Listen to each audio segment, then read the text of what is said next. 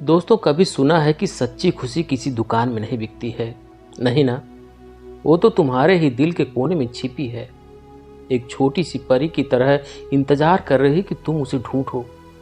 सोचो, जब तुम अपने अंदर से खुश होते हो तो कैसा लगता है। जैसे चिड़िया उड़ रही हो, हर पल में धूप खिली हो, एक प्यारी सी बात, एक सुंदर फूल, हवा का झोंका भी तुम्हारे चेहरे पर मुस्कान ला देता है।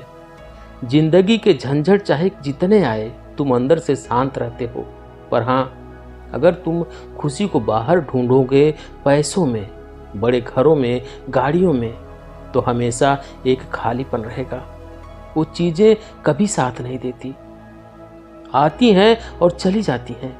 असली खुशी तो अंदर है, अच्छे सोचने में, प्यार करने में, दूसरों का ख्याल रखने में, माफ करने में, मदद करने में। इन सबको जगाओ, खुद से प्यार करो, हर पल के मजे लो। यही वह जादू है जो तुम्हें सचमुच खुश कर देगा। दोस्तों, एक समय की बात है, एक गांव में एक लड़की रहती थी। वह लड़की सुंदर नहीं थी और उसका कोई भी नहीं था। वह अकेले ही रहा करती थी। वह खुद ही मेहनत करती थी और अपने लिए 2 वक्त की रोटी का प्रबंध किया करती थी। यूं तो उसे 2 वक्त की रोटी मिल ही जाया करती थी, लेकिन फिर भी वह अपने आप से खुश नहीं थी। उसे दुनिया में सभी लोग सुखी नजर आते थे, सभी लोग खुशहाल नजर आते थे। उनका जीवन देखकर वह खुद को कोसा करती थी, खुद को तरह तरह की बातें कहती थी। वह कहती थी कि हे ईश्वर, आपने सभी को खुशहाल बनाया है, सभी को सुख दिया है, सभी को सुंदर बनाया है, तो मुझे क्यों नहीं? आखिर मैंने क्या किया था? आखिर मेरी गलती क्या थी? मैं जानती हूँ आप मुझसे कोई बदला ले रहे हैं। इसी प्रकार एक दिन वह अपने आप से नाराज होकर, निराश होकर एक पेड़ के नीचे बैठी हुई थी और रो रही थी। तभी वहां से एक बौद्ध भिक्षु भिक्षाटन करके गुजर रहे थे। उन्होंने जब उस लड़की को रोते हुए देखा तो वह उसके पास गए और उन्होंने उस लड़की से कहा, बेटी, क्या बात है, तुम क्यों रो रही हो? इसका जवाब देते हुए वह लड़की उन बौद्ध भिक्षु से कहती है कि हे गुरुवर, मुझे कोई प्यार नहीं करता, मुझे कोई पसंद नहीं करता, क्योंकि मैं काली हूँ, मैं सुंदर नहीं हूँ और मेरे रंग को लेकर लोग मेरा मजाक बनाते हैं। मेरा कोई नहीं है, मेरे पास तो धन भी नहीं है। इस दुनिया में हर कोई सुखी है, हर किसी के पास सब कुछ है, हर कोई अपना जीवन खुशहाली से जी रहा है। सभी के पास सब कुछ है तो मेरे पास क्यों नहीं? आखिर मैंने क्या किया था? आखिर इसमें मेरा क्या कसूर है? क्या मुझे सुखी होने का हक नहीं है? क्या मुझे अपना जीवन खुशहाली से जीने का हक नहीं है? उन बौद्ध भिक्षु ने उस लड़की की सारी बातें ध्यानपूर्वक सुनी और उसके बाद वह उस लड़की से कहते हैं, बेटी, अगर तुम मुझे उस व्यक्ति से मिलवा दो जो अपने जीवन में सुखी हो, तो मैं तुम्हें एक ऐसी चीज दूंगा जिससे तुम सुंदर और सुखी दोनों बन जाओगी। उन बौद्ध भिक्षु के मुख से यह सुनकर वह लड़की बहुत प्रसन्न हुई और तुरंत ही उन बौद्ध भिक्षु से कहती है कि हे गुरुदेव, क्या सचमुच ऐसा हो सकता है? इस पर वह बौद्ध भिक्षु उस लड़की से कहते हैं, हाँ, यह अवश्य ही हो सकता है।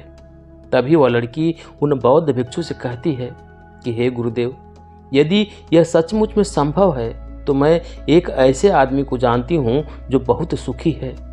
मैं उसे लेकर अभी आती हूँ, आप मेरा यहीं पर इंतजार करना। इस पर वह बौद्ध भिक्षु उस लड़की से कहते हैं, हाँ बेटी, जब तक तुम वापस नहीं लौटोगी मैं तुम्हारा यहीं पर इंतजार करूँगा। इतना कहकर वह लड़की वहाँ से भागी भागी अपने मालिक के पास पहुँची, जो कि एक किसान था। उसने किसान से कहा, मालिक, आप मेरे साथ चलिए, मुझे एक बौद्ध भिक्षु मिले हैं जिन्हें मैं आपसे मिलवाना चाहती हूँ। उन्होंने कहा है कि अगर मैं एक सुखी व्यक्ति को उनके पास ले आऊँगी तो वह मुझे सुंदर और सुखी दोनों बना देंगे।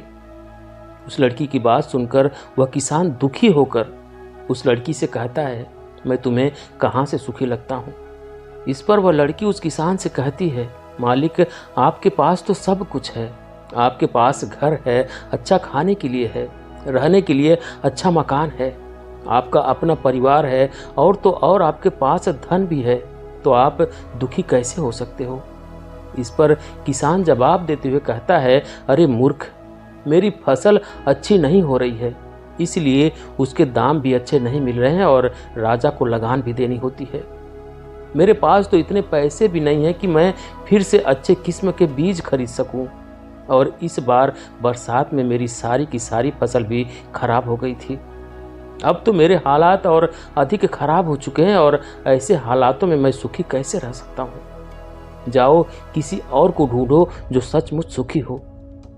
इस पर लड़की अपने मालिक से कहती है कि मालिक, तो आप ही बताइए, आपके हिसाब से कौन सबसे ज़्यादा सुखी है जिसे मैं अपने साथ ले जा सकूं?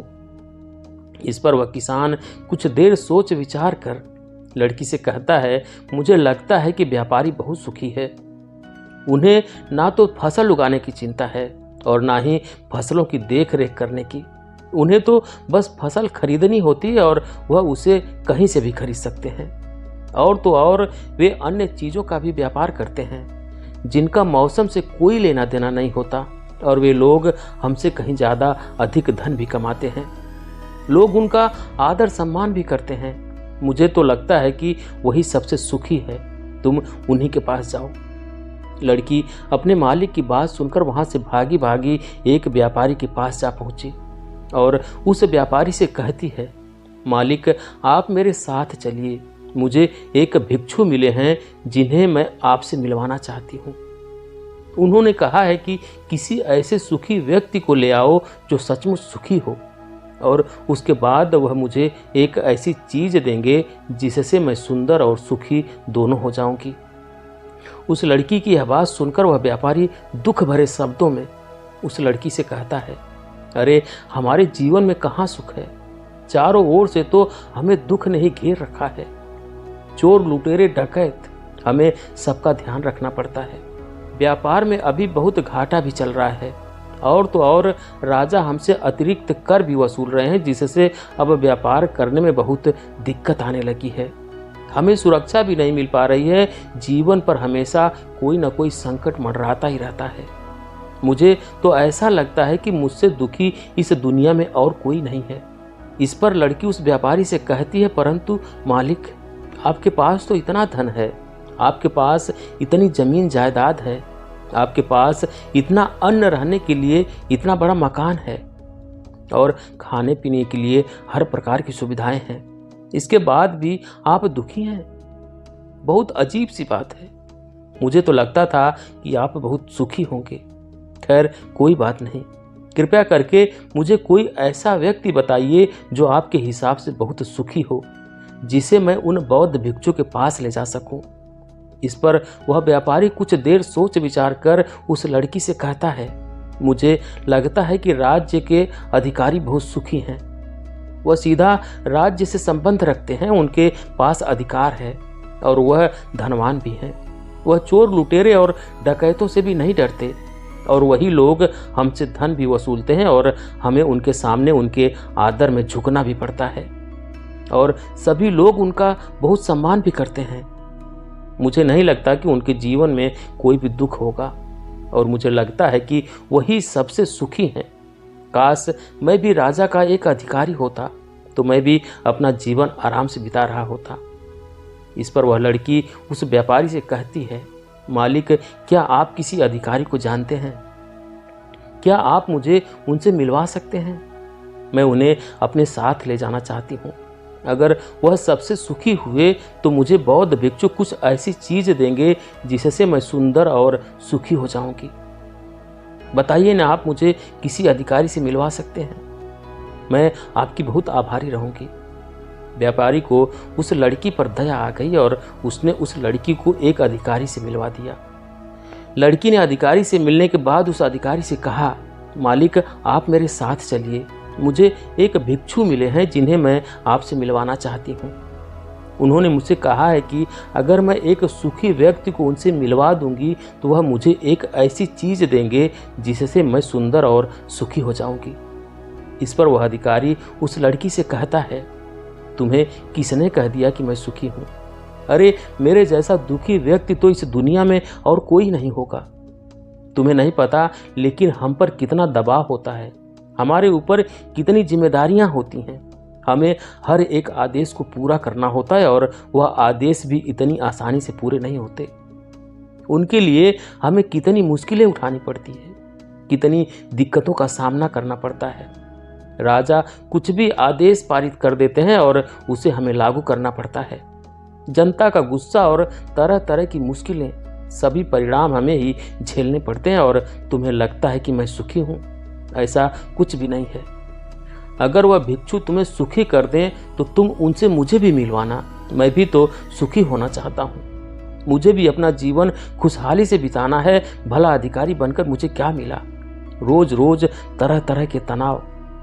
इस पर लड़की आश्चर्य से उस अधिकारी से कहती है, मालिक, जहां तक मैं सोचती थी कि आप सबसे सुखी हैं, लेकिन आप भी सुखी नहीं लग रहे हैं। परंतु आपको क्या लगता है, इस दुनिया में कोई ऐसा व्यक्ति है जो सबसे सुखी हो? क्या आप मुझे बता सकते हैं? मैं आपकी बहुत आभारी रहूंगी। उस लड़की की सारी बातें सुनने के बाद उस अधिकारी को उस लड़की पर दया आ गई।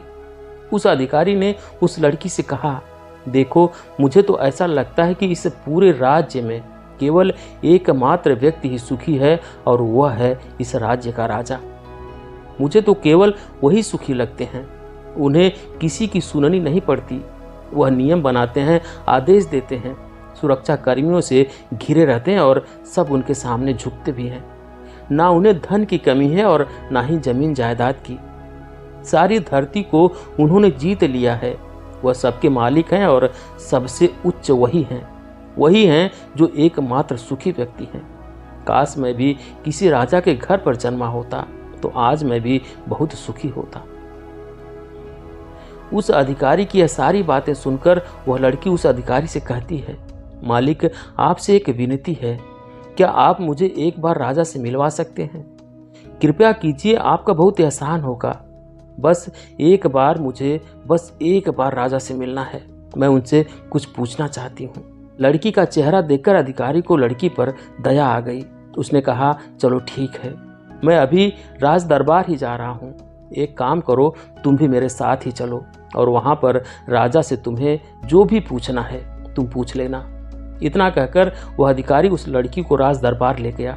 राज दरबार पहुंचने के बाद अधिकारी की विनती करने पर राजा उस लड़की की बात सुनने के लिए तैयार हो गए और उस लड़की को राज दरबार में बुलाया गया। राजा ने उस लड़की से कहा, बेटी, तुम अपनी बात निडर होकर कहो। तुम्हें क्या कहना है? तुम मुझसे क्या पूछने आई हो?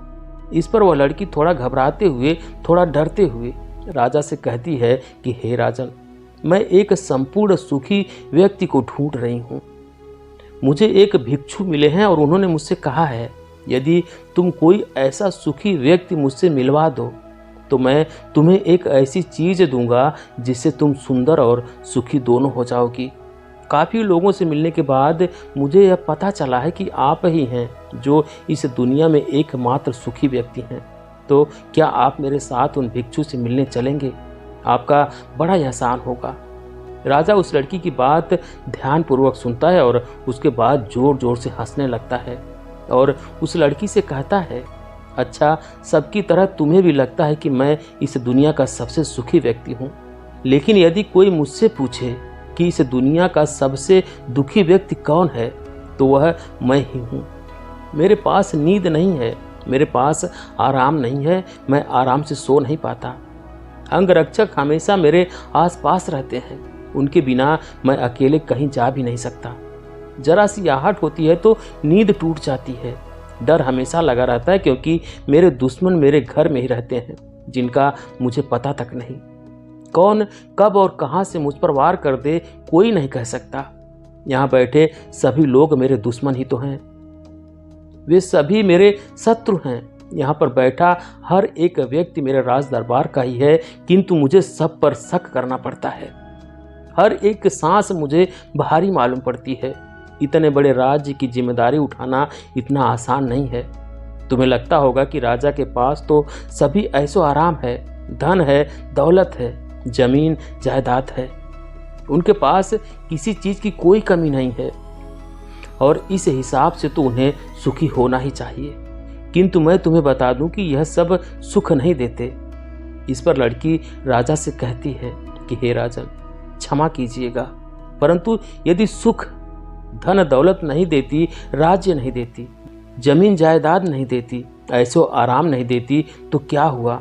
कम से कम सुंदरता तो सुख देती है। इस पर राजा एक बार फिर मुस्कुराते हुए उस लड़की से कहता है, बेटी, सुंदरता जो मैंने देखी है, जो लोग शक्ल के सुंदर होते हैं उनके मन सुंदर नहीं होते। वे लोग तो एक मुखौटा लगाए घूमते रहते हैं। वे दूसरों को दिखाते हैं कि मैं कितना सुंदर हूँ, लेकिन समय सबकी सुंदरता छीन लेता है। एकमात्र सुंदरता मन में ही रहती है, और जिसका मन सुंदर है वह हमेशा ही सुंदर रहता है। इस पर वह लड़की राजा से कहती है, हे महाराज, तो आप ही बताइए कि आपके हिसाब से इस दुनिया में सबसे सुंदर और सुखी कौन है? इस पर राजा लड़की से कहता है, बेटी, मेरे हिसाब से तो एक गरीब व्यक्ति जो 2 वक्त की रोटी का प्रबंध कर सके, बस इतना ही, जो किसी तंत्र के बिना, किसी बंदिशों के बिना, किसी भी दिशा में घूम सके, उसे कुछ भी छीन जाने का डर ना हो, कुछ भी लूट जाने का खौफ ना हो, जिसे रात को अच्छी नींद आती हो। मुझसे पूछोगी तो सबसे ज़्यादा सुखी वही होगा, और इस हिसाब से मैं तुम्हें देखता हूँ कि तुम सबसे सुखी हो। तुम्हारे पास नींद है, अच्छा मन है, चारों दिशाएं हैं, और कोई डर, कोई साजिश नहीं, कोई षड्यंत्र नहीं, बस जीवन है, खुला जीवन। मेरे हिसाब से तुम ही सबसे सुखी हो। राजा की ये सारी बातें सुनकर एक पल के लिए वह लड़की सोच में पड़ गई, और तभी उसे इस बात का एहसास भी हो गया कि वाकई में वह एकमात्र सुखी है, वही सुंदर है। और अब वह जो थी, जैसी भी थी, उसे खुद के होने पर गर्व होने लगा।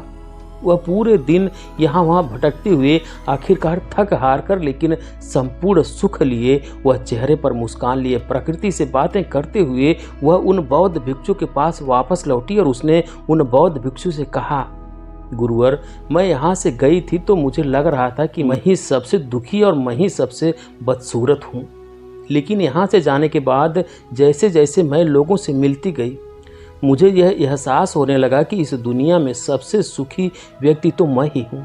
हाँ, यह बात और है, मैं किसी सुखी व्यक्ति को आपके पास ला ना सकी, क्योंकि मुझे लगता था कि मुझे छोड़कर सब सुखी हैं, लेकिन बात तो कुछ उल्टी ही हो गई। यहाँ तो मुझे छोड़कर सभी दुखी हैं। सभी को किसी न किसी चीज़ का डर है, कुछ को खाने का डर, कुछ को ना पाने का डर, खुलकर ना जी पाने का डर। इस हिसाब से तो मेरे पास सब कुछ है। मैं खुशी से झूम सकती हूँ, गा सकती हूँ, जहाँ मन करे वहाँ जा सकती हूँ, और 2 वक्त की रोटी का इंतज़ाम करने के लिए मेरे पास यह हाथ पैर भी हैं।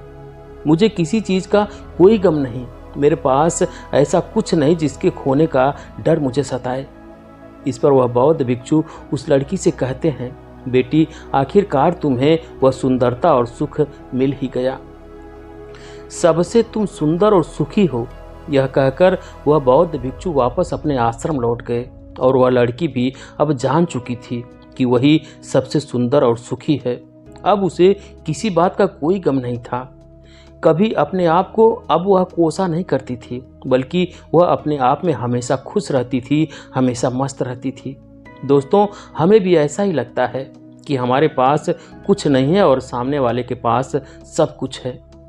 वह कितना सुखी है, उसके पास हर चीज़ है, हर ऐसो आराम है, हर सुविधाएं हैं, किंतु ऐसा है नहीं। यह केवल आपके देखने का नज़रिया है। असली सुख तो आपके पास ही है, और वह है संतुष्टि। आपके पास जो कुछ भी है, उसमें यदि आप खुश हैं तो आपको कोई भी गम डरा नहीं सकता, आपको कोई भी दुख परेशान नहीं कर सकता। किंतु हमारी सबसे बड़ी तकलीफ यही है कि हम खुद को नहीं, बल्कि दूसरों को ज़्यादा देखते हैं। दूसरों से हम ज़्यादा प्रेरित होते हैं, और उनकी खुशी देखकर हमारे भीतर ईर्ष्या का भाव उत्पन्न होने लगता है। हमें तकलीफ होती है कि उनके पास इतना सुख कैसे है और हम इतने दुखी क्यों हैं, क्योंकि हम केवल उनकी तरफ ही नज़र गड़ाए हुए हैं। हमने तो अपने पास देखा ही नहीं कि हमारे पास क्या है। हम उस पर कभी ध्यान नहीं देते, बल्कि हम तो हमेशा इस पर ध्यान देते हैं कि हमारे पास क्या नहीं है, और यही नज़रिया आपको दुख और तकलीफ़ों की ओर ले जाता है। आप चाह कर भी सुखी नहीं रह पाते, क्योंकि आपने अपना नज़रिया क्या नहीं पर गड़ा रखा है। वहीं पर यदि आप इस तरह से सोचें कि मेरे पास बहुत कुछ है, रहने के लिए अच्छा घर है, खाने के लिए अच्छा खाना है, पहनने के लिए अच्छे कपड़े हैं, कम से कम 2 वक्त की रोटी का आपके लिए इंतजाम भी हो जाता है, लेकिन बहुतों के पास तो यह भी नहीं होता, तो क्या आप सुखी नहीं हैं? क्या आपके पास वह सब नहीं है जो उनके पास नहीं है? जरा एक पल के लिए सोच कर देखिएगा। अब आप में से कितने लोग यह कहेंगे कि यह सब तो खाली बेकार की बातें हैं, ऐसा कहने से कुछ नहीं होता, लेकिन मेरी बात का विश्वास कीजिए।